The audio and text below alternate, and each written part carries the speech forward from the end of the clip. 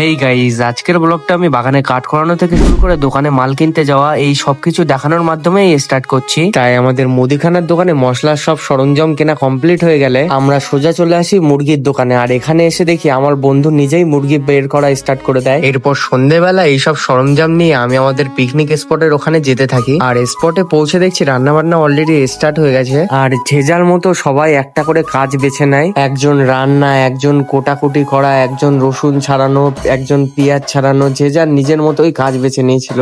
আর আমি এখান থেকে ভাত থেকে ফ্যান ঝরাচ্ছিলাম।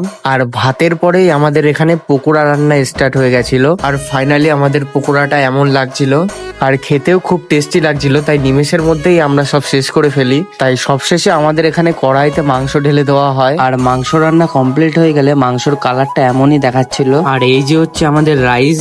তাই রান্না বান্না কমপ্লিট হলে আমরা যে যার পাতা নিয়ে যে যার জায়গায় বসে পড়েছিলাম। আর আমাদের মধ্যে থাকা একজন সবকিছু ভাগ করে সবাইকে দিচ্ছিল। তাই এরপর আমরা সবাই একসাথে খাওয়া স্টার্ট করে দিয়েছিলাম। আর সত্যি কথা বলতে নিজেরা রান্না করে খাওয়ার মজাটাই আলাদা। তাই এরপর খাওয়া দাওয়া শেষ করে সবকিছু বয়ে নিয়ে যেতে যেতে ব্লগটা আমরা এখানেই এন্ড করছি। লাইক শেয়ার কমেন্ট করতে ভুলবেন না। দেখা হচ্ছে পরের ভিডিওতে, ততক্ষণের জন্য বাই।